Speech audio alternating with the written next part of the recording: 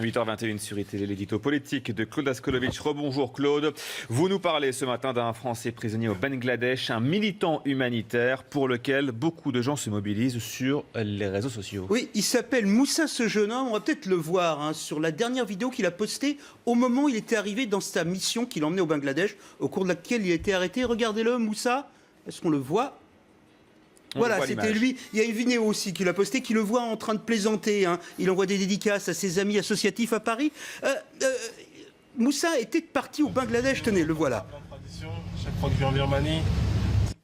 Voilà, c'était lui. Il était parti au Bangladesh pour travailler auprès d'une minorité dont on parle très peu, s'appelle les Rohingyas. C'est une minorité musulmane qui est persécutée en Birmanie et au Bangladesh, elle est jugée comme indésirable. C'est pour ça qu'il était là-bas. Vous l'avez dit, on se mobilise pour lui sur les réseaux sociaux. Il y a une pétition qui s'appelle Free Moussa et les médias, on va dire mainstream, comme nous, s'y mettent avec un léger temps de décalage. Pourquoi ? Sans doute parce que Moussa appartient à une frange de l'humanitaire qu'on ne connaît pas, l'humanitaire musulman, l'humanitaire islamique, d'aucuns diraient l'humanitaire islamiste. Il est en effet un employé d'une grande organisation qui s'appelle Baraka Cité, qui est une organisation française humanitaire et religieuse, très musulmane, très engagée.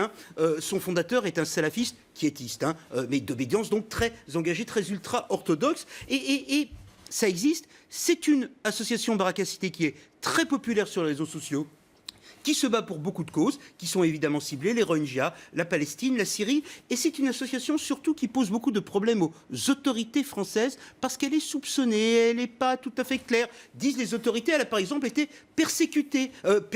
Quel lapsus. Eux disent persécutée. Elle a été perquisitionnée après les attentats de novembre dernier. Voilà, elle travaille avec la Syrie. On dit qu'elle est en connexion avec des milieux du djihadisme humanitaire.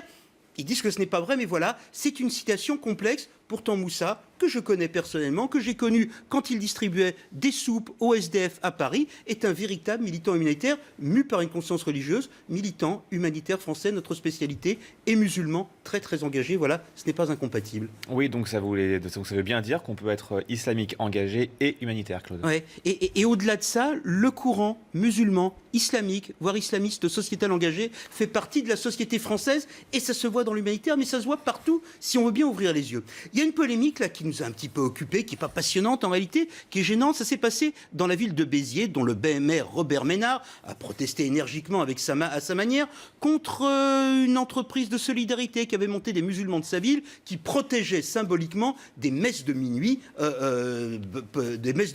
dans la nuit donc de jeudi à vendredi dernier. Robert Ménard parle de garde musulmane, il dénonce des pyromanes, il dénonce des militants pro-palestiniens. Et du coup, M. Cazeneuve, le ministre de l'Intérieur, lui félicite les musulmans qui ont protégé des messes de minuit. Sauf que de son point de vue, Robert Ménard n'a pas complètement tort. Les gens qui ont protégé des messes à Béziers sont effectivement des musulmans très engagés religieusement et très engagés aussi associativement et presque politiquement. Ils sont mus par une conscience politique sur beaucoup de causes. Fraternité islamo-chrétienne, oui, mais aussi la Palestine, par exemple, dont rien n'est totalement faux. Ce qu'il faut comprendre, c'est que la société française, aujourd'hui, compte en son sein un courant sociétal, un courant culturel, un courant politique, un courant religieux, qui est islamique, qui est parfois islamiste, qui n'est pas terroriste, mais qui est musulman, très engagé, et il participe de l'équilibre de cette société, y compris parfois un équilibre conflictuel, qu'il est compliqué d'appréhender. C'est aussi la leçon que nous donne le jeune Moussa,